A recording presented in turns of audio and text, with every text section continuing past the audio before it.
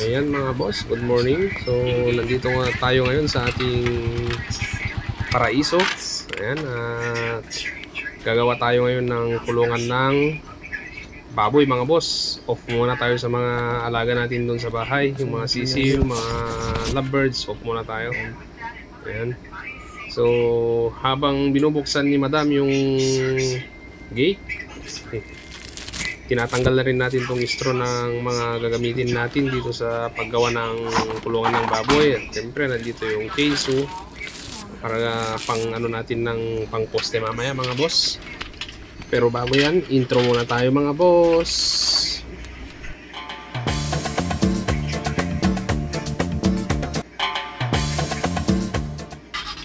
Ayan, ipapasok na natin mga boss yung mga gagamitin natin, mga materyales natin. Unahin na natin yung 2x2 mga boss na binili natin sa lumber. Pasok natin mga boss para minsan na ipasok na natin lahat yung mga gagamitin para hindi na tayo pabalik-balik mga boss. Ayan. At off muna tayo sa mga alaga nating iba mga boss. Dito muna tayo mag-focus dahil weekend ngayon, long weekend mga boss, at kailangan may matapos tayong project mga boss. Ayan. Pasok na natin yung gasolina mga boss. So ayan, huli na yan mga boss. Simulan na natin mga boss ang paggawa. Ayan. Dahil nakalimutan natin yung metro mga boss, tinantya-tantya na natin mga boss. Ayan. Kalimutan natin yung metro mga boss, tinatamad na tayong bumalik. So hindi naman tayo maselan sa paggawa. Kahit medyo bali-bali ko na mga boss, basta importante matibay. Ayan. So lalagarin natin mga boss. Lagari lang muna. So nandyan yung mga alaga natin sa likod natin mga boss. Yan. Dito nakagala sila mga boss. Marami na rin naiitlog yan mga boss dito sa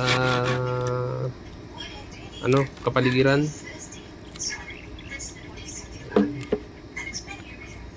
Sukat ulit natin. Ayan. May isa pa. Ayan. Babanatan na natin mga boss. So kinaliwa pa. Ayan. Hindi tayo makapag mga boss. Ayan. So banatan natin ng diskarteng malupit mga boss. Ayan. Gumagalaw-galaw mga boss. Apakan na natin.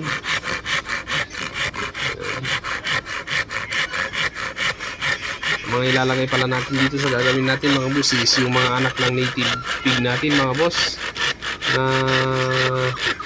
hindi nandun sa bahay mga boss. So malapit na kasi silang iwalay mga boss, kaya gagawa na tayo dito na tayo gagawa ng kulungan nila mga boss. Ayan.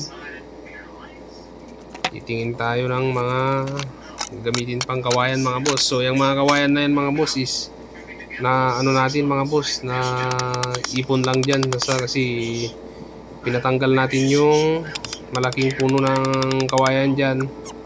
So ayan, at nagpa-picture na rin yung manok natin. So ayan, time lapse muna mga boss. Ayan, pinapakuha na natin at nang biglang may tumawag sa atin mga boss. At dumating na rin yung kasama natin, sila commander, kasi umuwi siya kanina kumuha ng pagkain natin mga boss. Agahan. So ayan, geng-geng. Ayan, geng-geng. Ayan, nung pagkatapos natin kumain mga boss, bigla na lang natapos yung ating kulungan. So ayan, kulang na lang yung poste mga boss para mas maging matibay. Ayan, so successful mga boss. At ayan,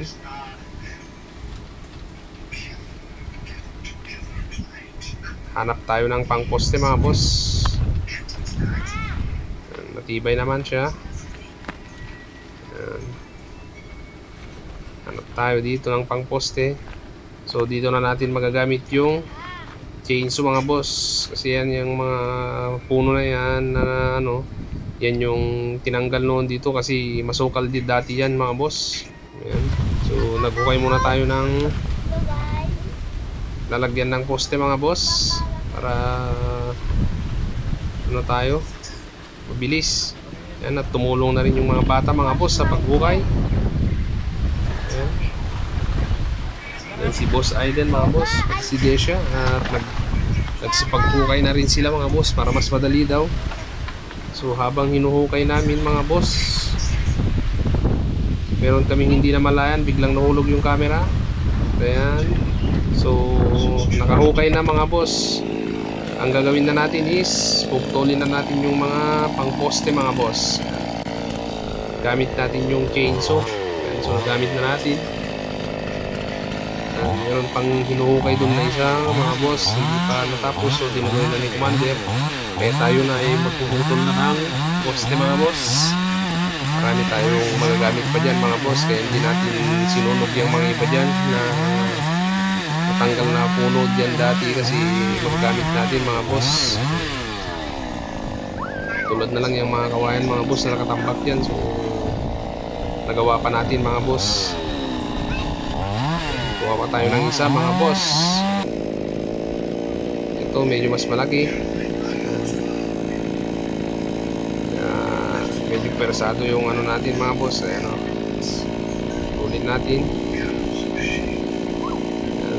Dahil wala nga tayong metro yan. Sukat-sukat na lang mga boss. Ayos na yan. Carry na yan mga boss. Pinalipat natin yung cameraman mga boss kasi hindi maganda yung kuha. Ayan, so tapos na, kine-check na ni madam kung quality ba yung pagkagawa mga boss. O, sabi naman quality. Ayan. Dahil sinabi niyang quality mga boss, magre-request tayo mamaya ng merienda. Ayan, so liligpit na natin tong mga ginamit natin mga boss para at least malinis tignan mga boss. Iniiwan natin talaga yan, yung itak na yan. Itong mga to, iligpit na natin mga boss. Ayan. Gagamitin ulit natin yan sa susunod pag may gagawin ulit tayo dyan mga boss. Ayan. Ipyan. Mga panghukay, iligpit na natin. Ayan, kine-check natin, matibay mga boss, matibay. Ayan. Sinandalan na nga ni madam. Talagang matibay daw mga boss. So ayan, merienda time na. Ayan, naalala nyo ba yan mga boss, mga ganyang style? Dahil tamad na silang maghugas ng plato mga boss. Ayan, sinopsop na natin yung Mickey mga boss. Ayan, naalala ko nung elementary kami mga boss, ganyan yung ginagawa namin pag may nagbebenta ng Mickey noon na naka-plastic na mga boss. Ayan, ayan. So maayos naman mga boss, medyo pagod lang. At least natapos na natin mga boss. Peace out.